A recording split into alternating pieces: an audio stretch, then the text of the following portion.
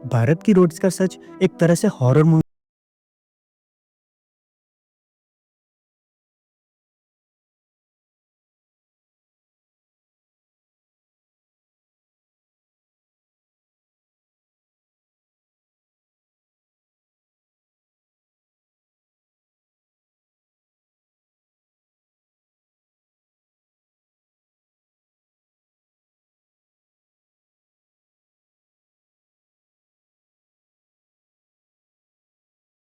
पीछे की क्रोनोलॉजी को समझते हैं। आप क्रोनोलॉजी समझ लीजिए। हम देखेंगे रोड में कौन से कंपोनेंट्स यूज होते हैं, कितने लेयर्स होते हैं, कॉस्ट, लाइफ स्पेन और दुनिया के टॉप देशों की डिजाइन से कंपेयर करेंगे ताकि आपको रोड इंफ्रास्ट्रक्चर के बारे में कंप्लीट इन्फॉर्मेशन मिल सके। रोड बनाने के लिए छोटी छोटी चीजें मिलकर एक बड़ी इंफ्रास्ट्रक्चर रेडी करती है। सबसे पहले चाहिए होता है एग्रीगेट्स यानी क्रश स्टोन्स, ग्रेवल और सैंड।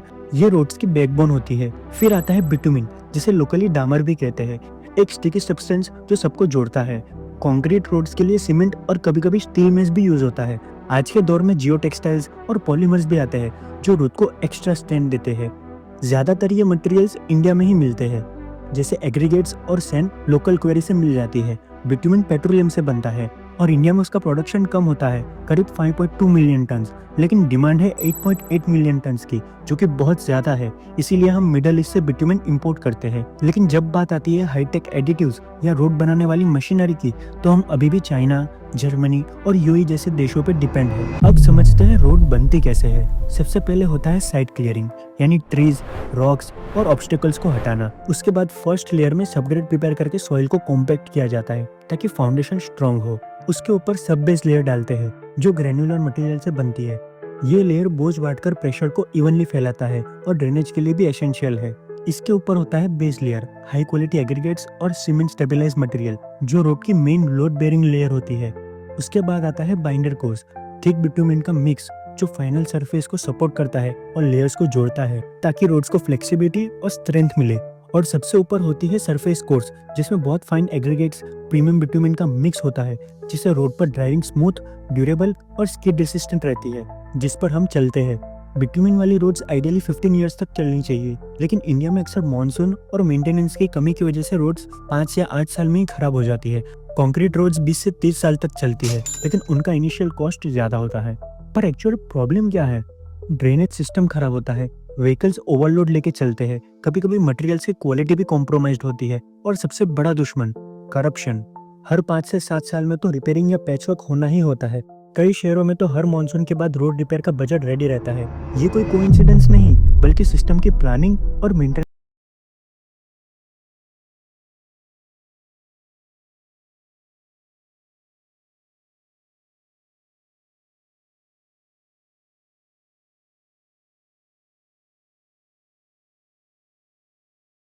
जाते हैं। ये पैसा किस चीज में जाता है? Land acquisition, raw materials, labour और डिजाइन में हर चीज का कॉस्ट होता है। और आपने एक चीज नोटिस की होगी, प्लेन एरियाज में रोड्स जनरली स्ट्रेट होते हैं, लेकिन जब बात आती है हिल एरियाज की, तो उनमें बहुत सारे कर्व्स होते हैं, क्योंकि कर्व्स जरूरी होते हैं ग्रेडियंट कंट्रोल के लिए, सेफ्टी के लिए, कभी कभी विजिबिलिटी कंट्रोल के लिए भी इंटेंशनल कर्व्स डिजाइन किए जाते हैं। अब बात करते हैं इंटरनेशनल कंपैरिजन की। चाइना की रोड्स अल्ट्रा फास्ट बनती है, वहाँ मशीनरी और ऑटोमेशन का लेवल हाई है और उनके कॉम्पैक्शन स्टैंडर्ड्स भी बहुत स्ट्रिक्ट होते हैं। और बात करें जापान की, तो वहाँ रोड्स अर्थक्वेक रेजिस्टेंस होती है। ड्रेनेज सिस्टम भी ऐसा होता है कि बारिश के बाद पानी टिकता ही नहीं। मटेरियल्स की क्वालिटी भी वर्ल्ड क्लास होती है। तो फिर इंडिया में क्या कमी है? देखिए, इंडिया में low automation, inconsistent quality checks, corruption और प्लानिंग में गैप्स है। यही डिफरेंस ड्यूरेबिलिटी में फर्क क्रिएट करता है। लेकिन पिक्चर इतनी भी बुरी नहीं है। इंडिया भी इनोवेट कर रहा है।